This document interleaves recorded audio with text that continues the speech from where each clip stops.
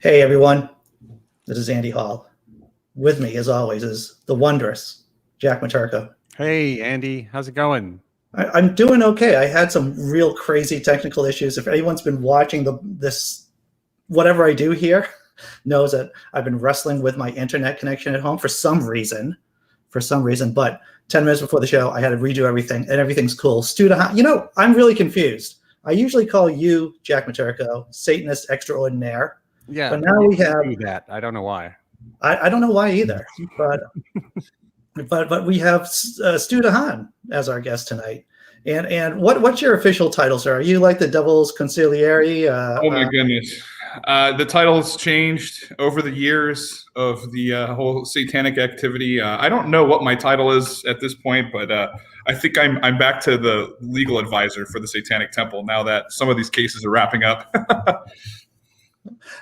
Okay, so we're 1 minute into it. Now there are cases, there's ongoing legal issues, and I know that we've been talking about this for the last 5 years, off and on. I know you've been on the show, either on the Naked Nine podcast or on this channel, and we've been talking about the stuff going on in Scottsdale, Arizona. Please, just treat me as if I'm a 3-year-old, or maybe a 5-year-old, and bring me up to speed on this.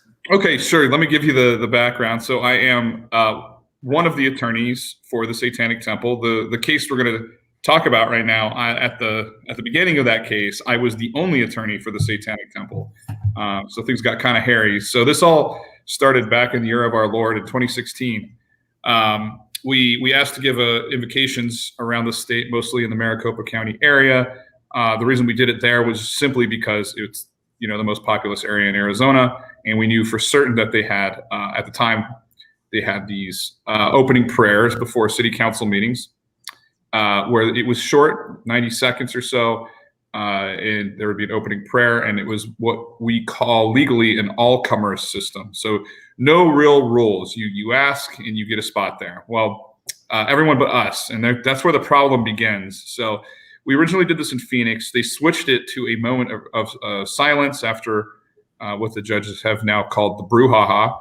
When a lot of objections happened, there were 6-hour city council meetings about fire and brimstone coming down on Phoenix because Michelle was going to say some things about rationality and science on the podium. Of course, everyone shat themselves collectively, and then they shat on us from great heights. So the next thing was Scottsdale, where they didn't do anything. They just told us to get lost.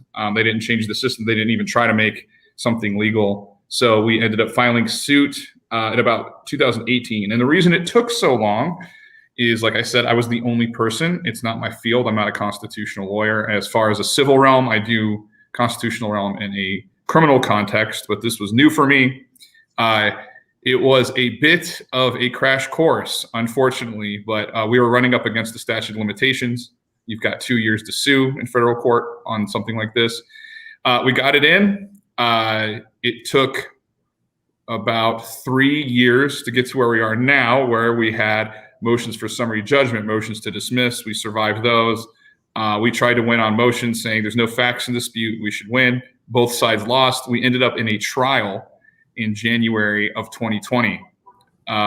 So we opened up the year of the plague with a satanic trial. So maybe we did bring down fire and brimstone upon everybody. We lost that trial. We appealed to the Ninth Circuit, and that's in a federal appellate court. It's technically one step below the United States Supreme Court. They cover various jurisdictions, and we lost there too. So the case is now, whatever happens, we're near the end. We're not sure what we're going to do next. So that's where we are today. Okay, I just want to say hello to everyone in the chat too. We have our regular rogues gallery here. We have Tobin Templeman. Hope you're doing well, Tobin. B, which I just call BB. It just makes things easier. And of course, Ox. Hope you're doing well. And earlier we had Theo and something from nothing. I hope everyone's doing well tonight. So still, were these jury trials? I know nothing. No. Nothing. So in federal court, if you can actually ask for a bench trial, meaning to the judge, if you're not asking for monetary damages, which we weren't. This was a matter of principle. We were asking for injunctive relief, meaning you can't discriminate against us or any religion going forward. That's all we want. We want our 90 seconds, right? Well, this litigation went on for 5 years, and we're still not going to get our 90 seconds, at least based on this situation. So anyway, we did ask for a bench trial. We figured it'd be better not to have an irate public potentially as our jurors. And I think with the nuanced kind of law that this very particular case was about, we figured we would be better with a legal trier of fact. So we had a bench trial. It was in the District of Phoenix that we did this. So the judge heard it and then made a decision that it was not religious discrimination that took our seat at the table there. So that's what they decided. See, this is the thing about I mean, the idea that the city manager, right? City manager. Yeah, the idea that the city manager was in some kind of black box that was immune to the goings on in the media surrounding the case. Well, let me explain that. Yeah. Really so what Jack's referring to is essentially why we lost. The easiest, shortest way to explain the main factor here is we had city council members and the mayor going public, very public, writing articles, newspaper, on the internet, emailing constituents saying, don't worry, these clowns are not going to be giving an invocation. We're going to kick them out. This is equality gone too far. I mean, some pretty damning stuff that came out in evidence. But what we found out during the course of the litigation is the person who made the ultimate decision, says they, was a acting temporary city manager who looked at a list that nobody knows where it came from, but it was a list of churches, said, oh, you guys aren't close enough to Scottsdale. So they kind of reverse engineered this pretextual reason we couldn't go, saying we were too far away, even though no other city had been asked any metrics about how many people were in Scottsdale or how close they were to Scottsdale and all that stuff. So we felt, and still do, that we were actually discriminated against based on our religion. And there was tons of media attention on this. There was so many emails to Scottsdale that it crashed the city server, and yet the court decided that he was completely oblivious to all of the public outcry. He was completely oblivious to the statements being made by the city council members, or completely ignored them, and he made the decision on a geography-only basis. They found him to be credible, and that's where we are today, where they said, well, he says no, so no. I'm curious about this because this rule seems to have just appeared out of the ether. Mm-hmm. And that was after the decision being made to not have you guys do your invocation. Well, the way it went was, so it is legal to have an unwritten policy. So you can have a practice, a tradition, a practice that's unwritten as long as it doesn't discriminate. So, we weren't challenging the policy or practice per se. We were challenging it as applied. So, because of that whole reverse engineer thing, no one else had been told this. No other group had been denied. No other group had all this kind of media circus that we didn't ask for. So it seemed pretty fishy all the way to the end. But the court said, well, he seemed credible. So that's all we need really is to say, yeah, he's like, oh no, they were just too far away. And they're like, oh, well, case closed, I guess. So that shows how uphill battle this is. Right. Well, that kind of leaves the door open for somebody else now who is in the Scottsdale area to go in and say, hey, I want to do one, right? Like, well, I don't see why not. I mean, there's some, I don't know. How do you get on their list, right? I mean, they've got a list. So near as I can tell from watching all of this case footage, the only way to get on the list is to be at a fancy party with the city manager and slip him a business card. Well, it's one of those things where in the last 5 years since this all went down, of course, we've grown exponentially. There was a documentary about all of these situations. So now, of course, we have we can demonstrably show that we've got a presence in Scottsdale. So the question would be, if someone asked again, what would happen? Maybe we'll find out soon. I was reading the Friendly Atheist article that I posted up in the chat, and I heard that Scottsdale did allow an atheist to give an invocation, and he did reference. Oh Luke. yeah, that was Luke Douglas from the Humanist Association of Greater Phoenix, and he was mad that Scottsdale turned TST away, and so he had already scheduled to give a humanist invocation, which they don't have a problem with, and he threw in this nice little bit about Lucifer as kind of a nod to what TST was doing. Nice. Yeah. So, there was this whole idea that we were from Tucson. And I think the reason for that at the time was the two chapter heads, myself and Michelle, we are from Tucson. But I mean, even at the time, I think most of the group, or at least 50-50, was in Phoenix or that area. So that was completely bullshit. And they never asked. They were never like, hey, where are you guys actually from? So we know they were watching the news, because that's the only reason they would have thought we were from Tucson. Right. So clearly they weren't completely insulated. I think Jack and I saw some of the public hearing about this. Didn't we, Jack, a couple of years ago when Scottsdale was doing a public hearing on this? No, that was Phoenix. Oh, that was Phoenix. Okay. Yeah, that was the big, long, what was the word you used earlier, Sue? The brouhaha. Brouhaha. Yeah. That was and some of that's in the documentary too. Yeah, it was, there were two back-to-back meetings 2 days in a row, I believe, and they were 6 hours each, with just lines of people praying to Jesus that I won't slay them with my my very mere presence. And it was absurd. The whole thing was absurd. Right. So Stu, you're the public face of this. You have law practice. How is that going? How have you gotten any blowback on this? Well, I don't have a law office anymore. Actually, it's shut down.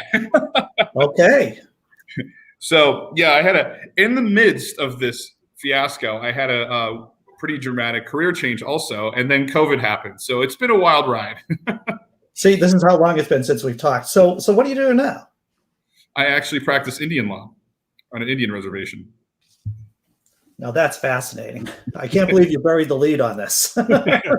We were going to come here and just talk about the Satanic Temple, Scottsdale, Arizona, and the constitutional issues about Scottsdale not allowing the Satanic Temple to do a 90-second invocation. Mm-hmm.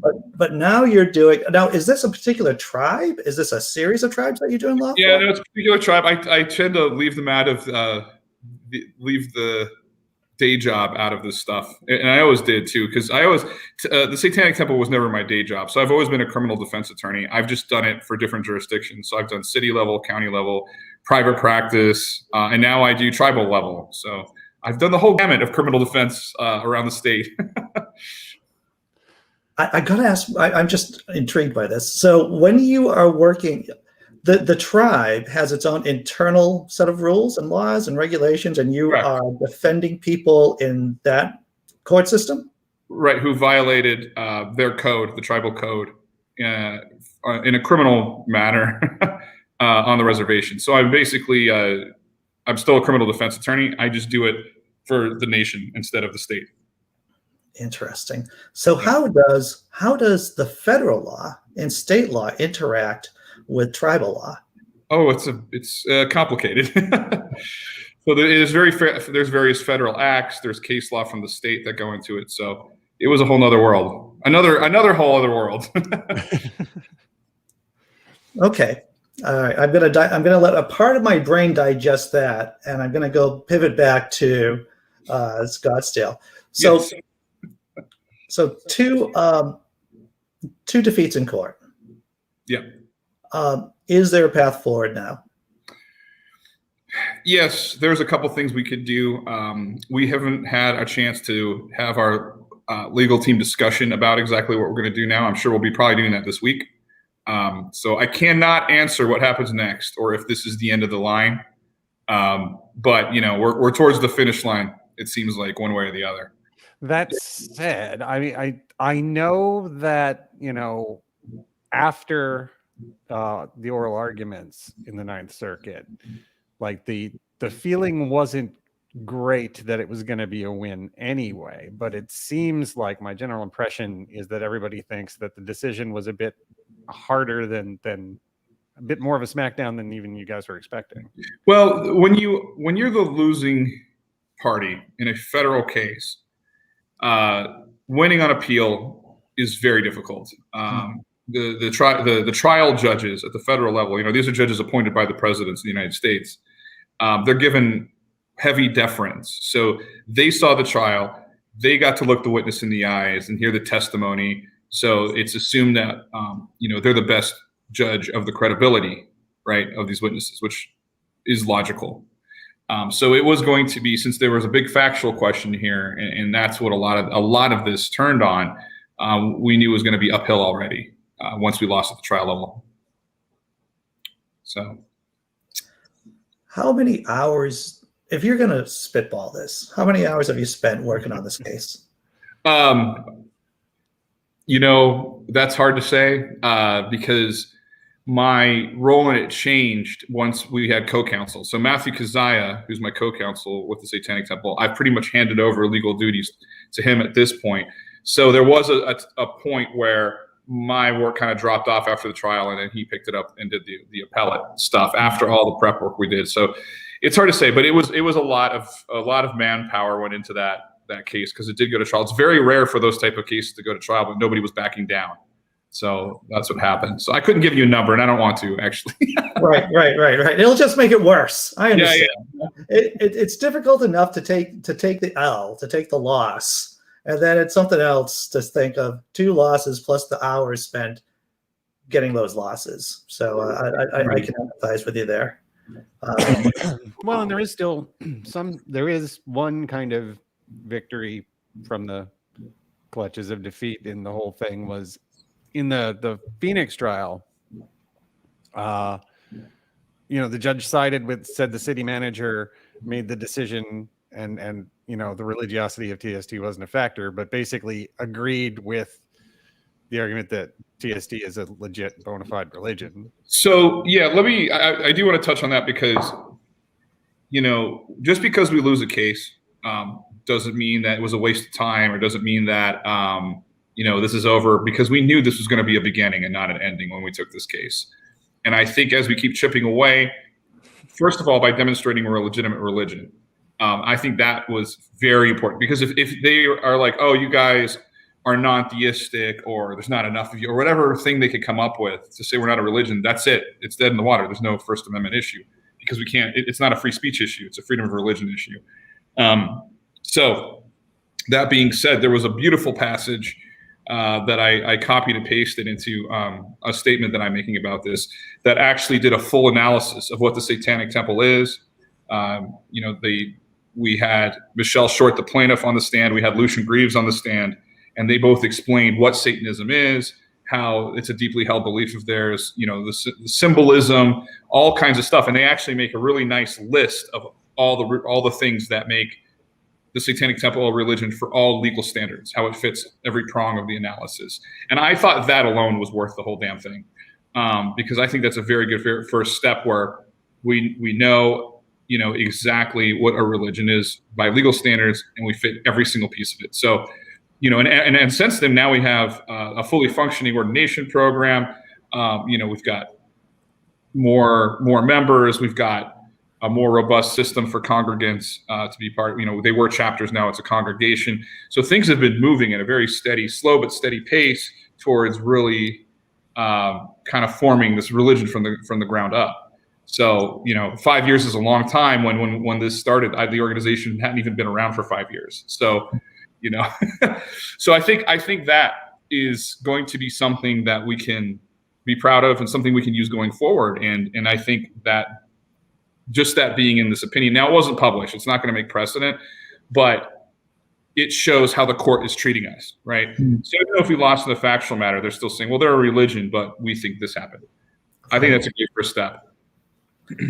And just to clarify this, the IRS considers the Satanic Temple to be a religion, doesn't it? Yeah. That was actually part of, and that had just happened when we had the trial. That was relatively new. But yeah, Lucian Greaves testified to that. So, that's one of the steps is keep doing everything that a religion does, take out the superstition and the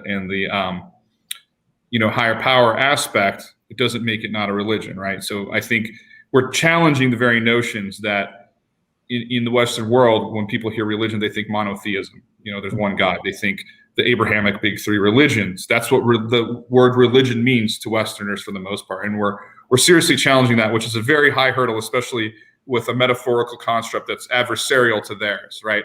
So we took the highest, basically the hardest path to do this. And we're trying to show them that they need to think about these laws when they make them, because you can't just leave people out because you don't like them, which is something they never had to deal with before. Right. So Tobin from the chat asks, I wonder if TST and FFRF work together. The way that I phrase it is FFRF is fighting for secularism. We're fighting for pluralism. So when the Freedom from Religion Foundation comes in, they're saying the government is unconstitutionally endorsing one religion over another religion. That's their challenge.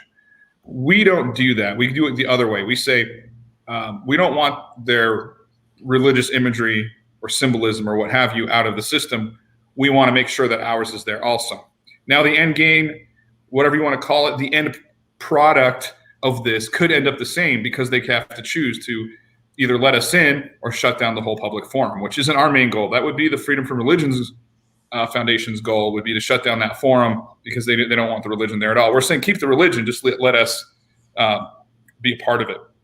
So no, I mean, even though there's a lot of similarities on the Venn diagram, we have a very key difference with the FFRF because of the way that we do things. And we actually call that Lucian's Law. That's what we do, which is let us in, not take down your public forum. So that's the difference. It's not an adversarial relationship, though. I mean, it's not like if you talk side L that you don't get along. No, it's definitely not adversarial. In fact, it's the same. It's the same body of law, and it's the same. It's not the same message, but it's the same concept of we're both challenging the religious liberty laws, so to speak, separation of church and state issues. We're just doing it in a different method. And coming at it from other sides, which I think kind of boxes in anybody who's like in Arkansas, right? There's the two different arguments going on between the ACLU's case that says take it down and the Satanic Temple's case that says put our statue up next to it. So here's a perfect example is what we do is called intervention. So you got, in this case, you have the state of Arkansas putting up a 10 Commandments monument. You've got the secular organization saying, take that down. Now we're a third party that comes in and says, whoa. Don't leave it up by it. Don't take it down, but don't leave it up by itself. You have to put ours up also. So now if either side wins, we lose. So they let us enter the case as an intervener. So we've got intervener privileges now, which means our remedy and their remedy is different. And they could be mutually exclusive. So we got into the case that way. So is it possible, and this is going to be a stupid question, so I'm just going to phrase it, prepare you for it. So is there a possibility that the Satanic Temple, along with other faiths, would be squaring off against FFRF at some point in the future? I mean, it's in the realm of possibilities, but generally it's not an adversarial situation. We were all basing it off the same body of evidence, and a win for them could be a win for us, right? If they're taking down a public forum and we all agree to that, and at least we're not being discriminated against, that would be a remedy that does suit what we're trying to do, but that's not our primary goal. Right. So yeah, I mean, it's possible, but yeah, things get tricky. I can't think of just knowing how everybody works, I can't think of a situation where that would happen unless TST was trying to insert itself into like a political situation where no other church had already done it, right? Like if it went to try and have an after-school program at a school where no other churches had an after-school program or something like that, then correct. Yeah, I can see FFRF getting involved there. But part of Lucian, yeah, that's correct. But part of Lucian's Law is we will never get involved in a public forum that doesn't already have religious symbolism, because we're not trying to commit the same folly that they're doing by being the only represented religion. That's not our thing. We're just saying when you have religion, you've got to be representing everyone that wants to be there. So yeah, that's it. in one sentence, that's what we're trying to do, is make sure that when they say religious liberty, they mean it. Right. So Theo makes the observation. What about the QAnon people who think the elite, they're all Satanists and literally baby torturers? I guess that's an observation about the right wing, evangelical right wing, trying to lump in Satanists in general with their, and this is nothing new for Satanists. I don't give them, I don't pay much attention to those fucking jackasses because, basically this trope, the satanic panic trope, whatever you want to call it, baby eating trope, that's been around since the very first government. So whenever there's a change in demographics, you're going to have these satanic pedophile, existential threats of our future voices. It happened when the Jews moved into Poland. It happened in the Roman Empire against the Christians. Since the beginning of time, this weird conspiracy theory has always existed, but it's so foolish and demonstrably wrong that I just don't pay much attention to it. I don't give a shit what those people have to say. Good. When you were on before, and this is years ago, mind you, there was a possibility of bringing it up to SCOTUS, this particular case up to SCOTUS, and this, the Supreme Court. Now that the Supreme Court has changed, due to our lovely former President Donald J. Trump, does that calculation change? To me, it does. If you ask various people, even within my team, you might get different answers. So, ask 5 Satanists, you'll get 10 different answers. And now add satanic lawyers, you're going to have 19 analysis from 3 guys. So, yeah, we could file a writ for certiorari for the Supreme Court to review it. But I personally don't think that's what needs to happen. Nor do I think they would take it. Nor do I think this is the composition of the Supreme Court. I'd want to hear it because we could make bad case law. And what that means is it could go the opposite way, that what we're trying to do, and then it affects everybody adversely. So I'm of the opinion that maybe we should stop now, but we'll see what other remedies we can find, because we wanted to fight this till the end. It's coming to that point, in my opinion. Right. Is it possible that the easier path would be just finding someone or a group of Satanists from Scottsdale, from the community, and just starting everything over again? Well, I've been thinking about it a lot, obviously, and I think there's various things we can do when we have a court loss. One of them is fight it, but not in court. So, for example, if they overturn Roe v. Wade, I would love to see the Satanic Temple do a vasectomy campaign. All right, we're going to do it this way then. Let's put this in our hands. Everyone go get a vasectomy, and then we don't have to turn sex into Russian roulette. Same thing with this. Okay, we lost in court. Well, we'll apply every week, until we get on there. There's other ways you can do things. So this was just one method, and it was the most expensive, the hardest, and would have the most serious ramifications. Did not go the way we wanted. So, maybe it's time to try something else. But we're not going away. It does also need to be said, Scottsdale is something, Scottsdale and Phoenix are something of outliers. Arizona, right? Yeah. Because like in Colorado, there's been several invocations given by TST members. Oh. In Florida, there's been them in Oregon and Washington and California. Yeah. And there's no shortage of members of TST giving invocations in front of city councils. It's just certain city councils want to be dicks. And the problem is you can't predict this. And this is a great example of what's known as the Streisand effect, because if they just let us go and give the invocation and no one, there was no brouhaha, no one would have even known this happened. No one would have known that somebody in a black suit went up and spoke for 90 seconds. No one would know. But when you start censoring people, it becomes now a almost cultural battle that everyone's talking about. So there's one of the ironies to had they let us done this, nothing would have came of it. Nothing at all. But here we are. They spent $200,000 in this lawsuit. So $200,000. Yeah, something like that. Yeah. Do you think? Wait. Scottsdale spent? That's Scottsdale. Yeah, it was something like $200,000. But it was Alliance Defending Freedom doing their. No, it was the city. Well, the city paid for it. And it wasn't It wasn't actually one of those ADF organizations, you know. No, I could have sworn. Freedom Eagle Religion, you know, .net or whatever. They're all named some really asinine, patriotic, like basic thing. Yeah. It's so funny to me. So due to all this press that the Satanic Temple has gotten, due to not being allowed to do a simple 90-second invocation at Scottsdale, has there been a surge of contributions, a surge of interest in joining the temple? Well, the surge of interest, a lot of our media stuff, people become interested. The documentary that came out about this about a year after we initiated the lawsuit, there was a big rise in membership. But a lot of the stuff I wouldn't know. I mean, I left any kind of administrative duty a while ago to take on the legal stuff, so I have no clue. But I think people are paying attention now. In fact, when there are cities that have new policies regarding these invocations, they're often warned by the media, not by us. The media is like, what are you going to do when the temple comes?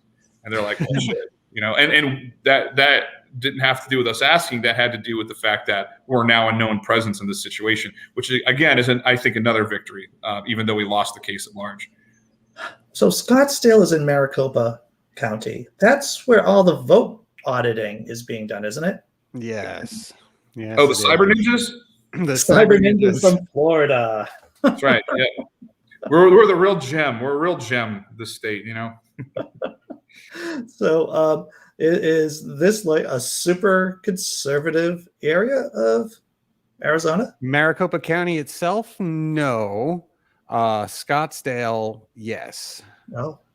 The Scottsdale and even Paradise then, Valley, and I mean, even then, I think it's unpredictable. You know, I think it depends on who's in charge this month. You know, in the various places. So it's very unpredictable. We never know what's going to happen. This is interesting. B says Arizonians call it Scottsdale. I don't know if that's true. I'm not. I don't. I just, every time I think of the situation between TST and Scottsdale, I remember that one episode of South Park where the Goths are talking about sending that one kid away, and they say, we need to send him to the most terrible place in the world, and they all say Scottsdale. Oh my! It is decidedly ungoth place. I didn't. Oh, that's funny. That's pretty accurate to our situation, huh? So what did you learn through this entire process, Stu? Oh my God. Well, mistakes were made. I think on my part, I think there were facts that came out during the litigation that I didn't know about. There's no way I could have known until, you know, we were doing discovery, depositions, and things like that. So I learned that comes up in these types of cases where in a criminal case, you know, you don't have stuff like that happen as much. But so yeah. in the criminal case, from what I understand, from what I've seen on TV, information has to be shared. In a criminal case? In a criminal case. Yeah, it's more contained. So in a criminal case, the plaintiff's the same every time. It's the state, it's the government, the prosecuting agency. They're going to have their cops and their, you know, forensic experts or whatever, and then they're going to have their civilian witnesses who saw the crime or whatnot, right? They get whatever they're going to use, they give it to us. We go from there after doing our own investigation.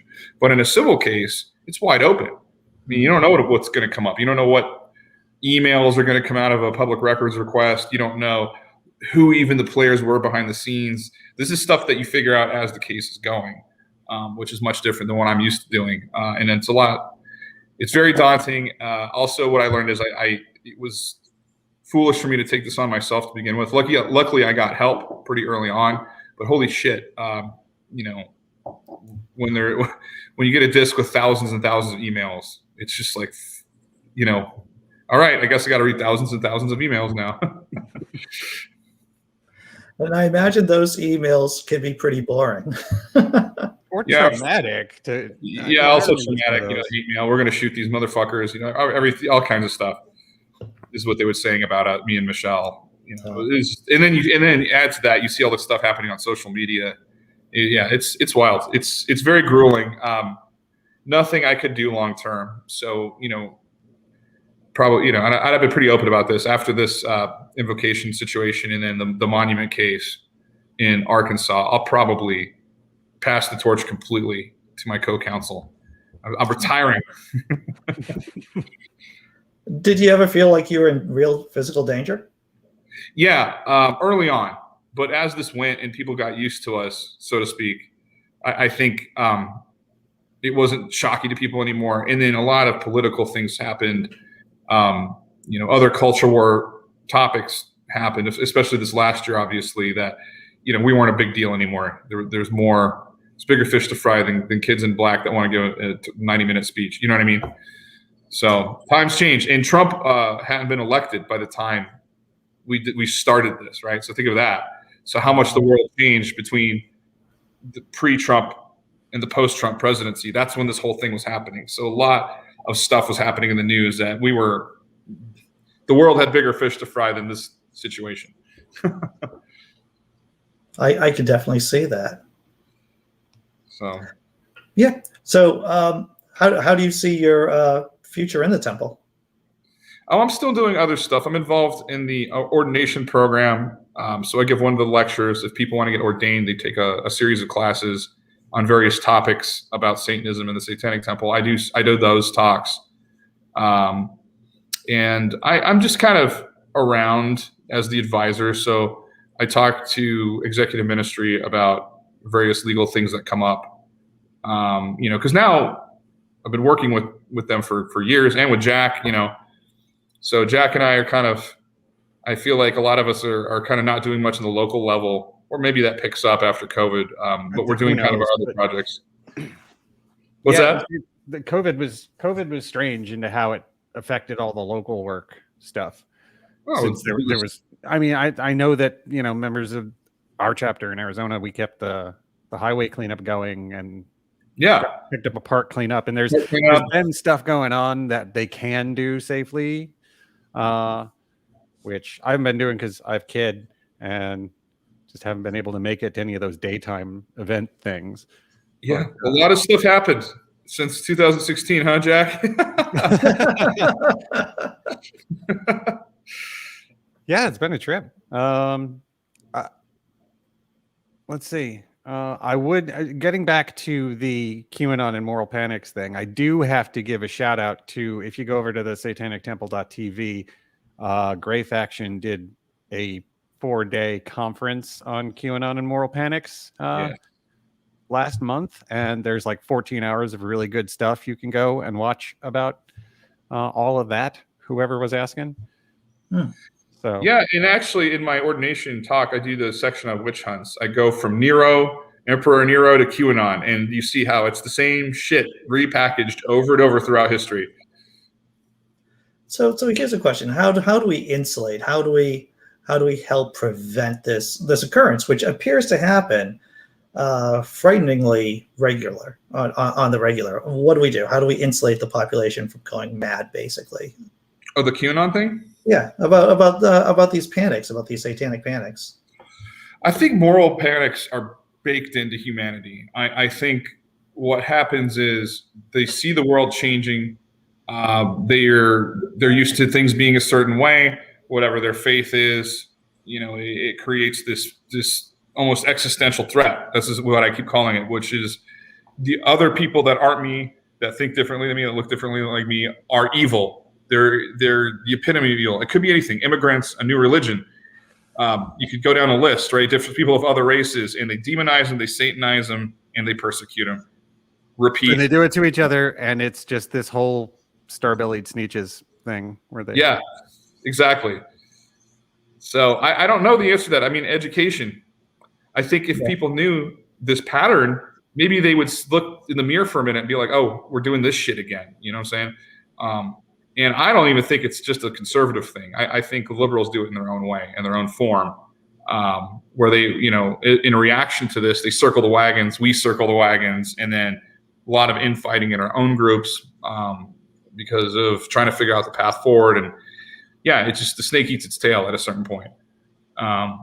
So it is a challenge. I think it's always going to be a challenge. And I think in what we do, the Satanic Temple, I think exposing this stuff, at least internally, with a Gray Faction, conferences, with seeing the public reaction to us in general, I think a lot of what we do is expose this stuff and see, like, look at this, look what's going on here. This is absurd.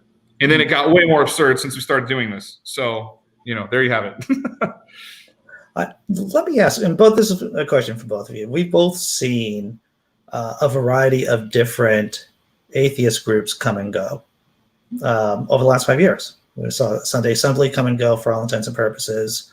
We've seen, I don't know, there's a couple of other ones that never really got traction. 5 years? You're talking like, Atheist Plus 10 years ago. This is a repeating cycle too, right?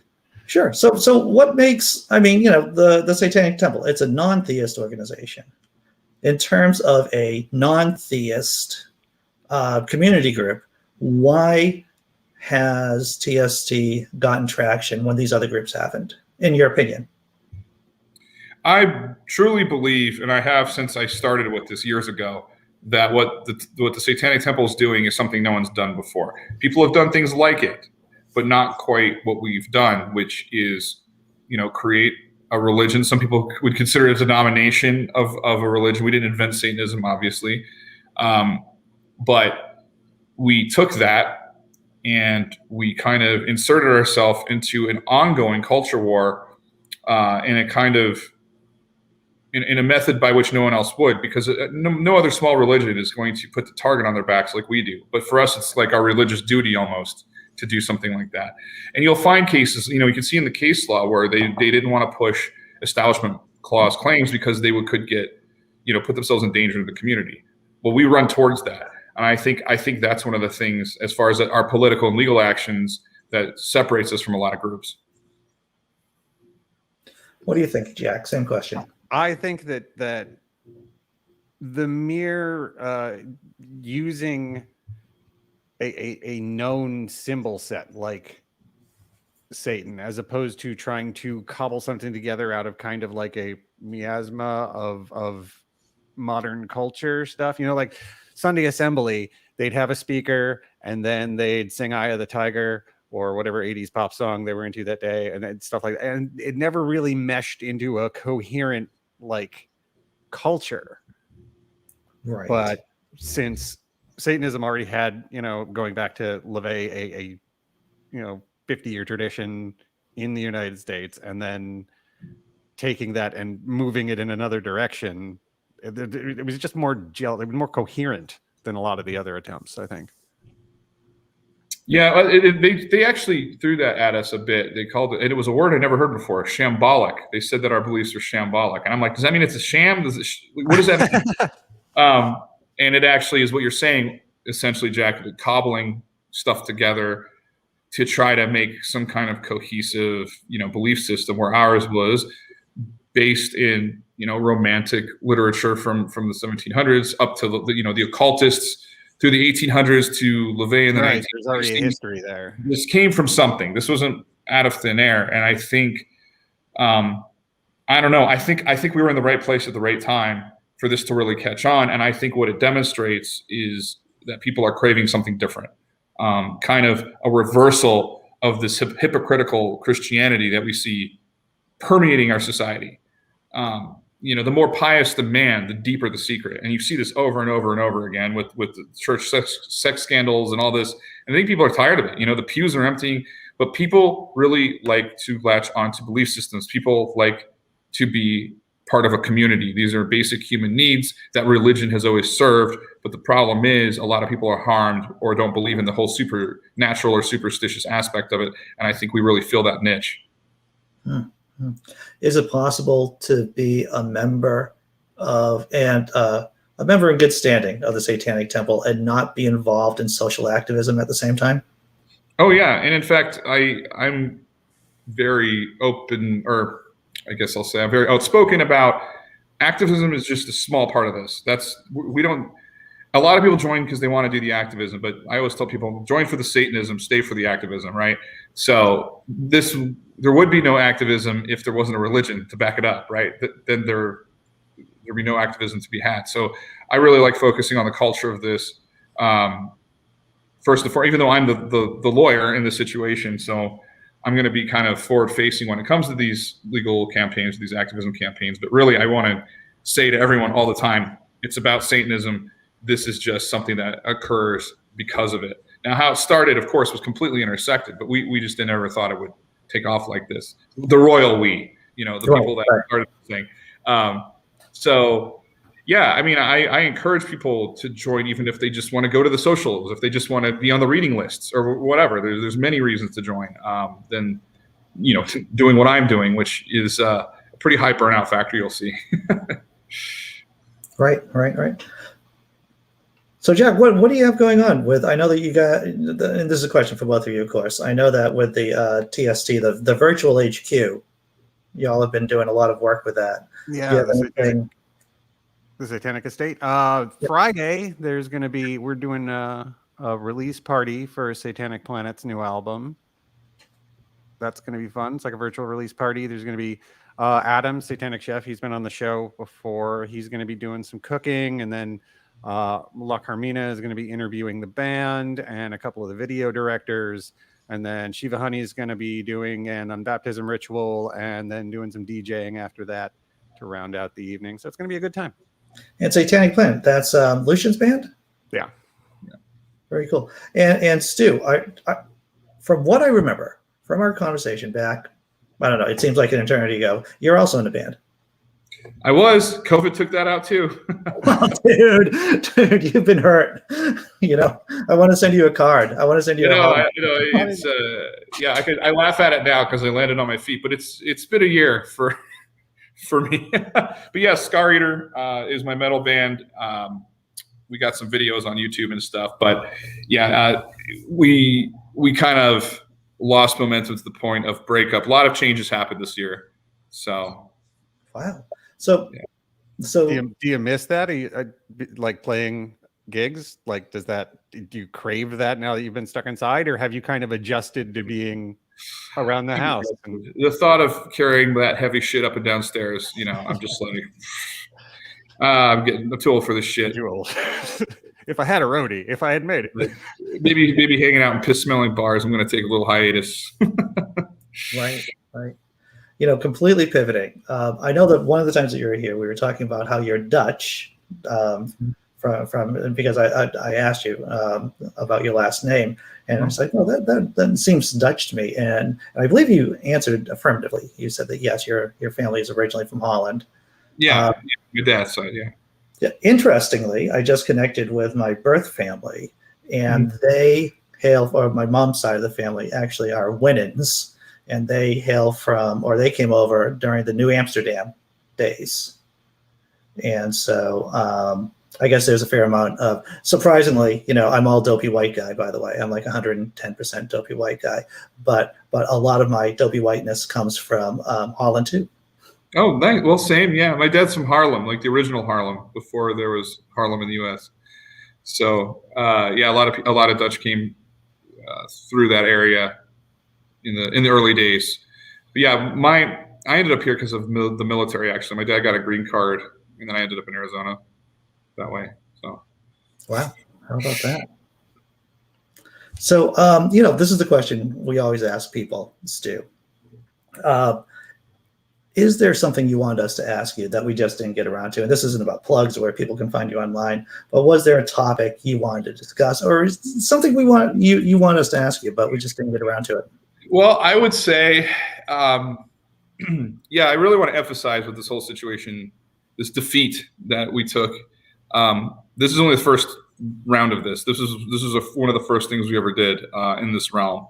So it's always going to be an uphill battle, but there's lots of other stuff that we're doing. We've got a lawsuit in Minnesota challenging a public forum that didn't allow our veterans monument for similar reasons.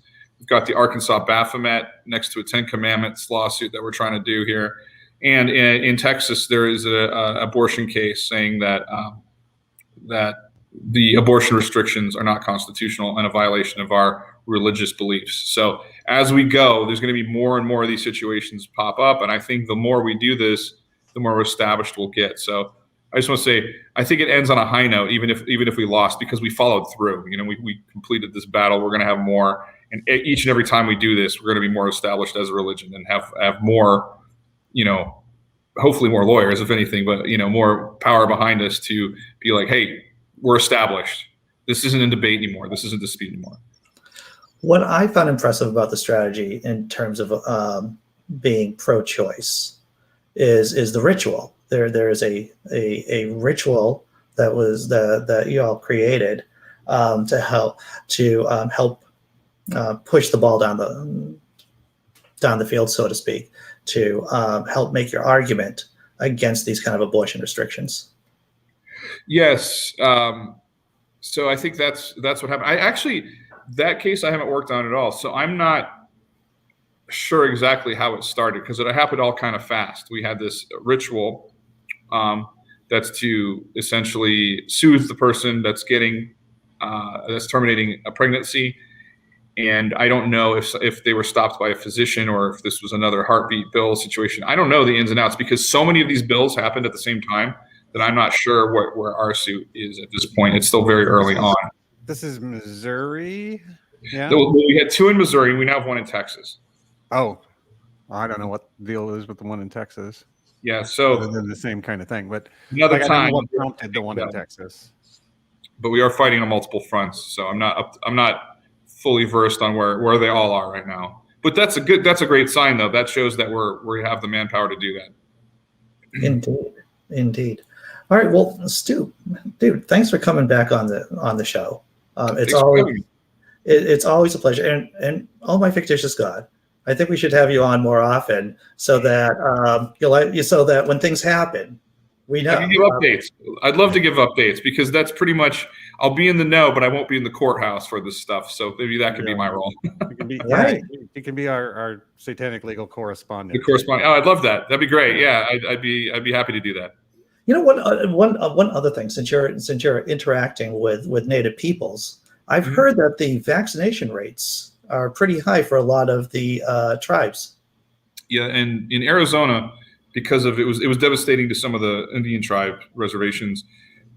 They got the vaccine early on, so we got it in the reservation in January.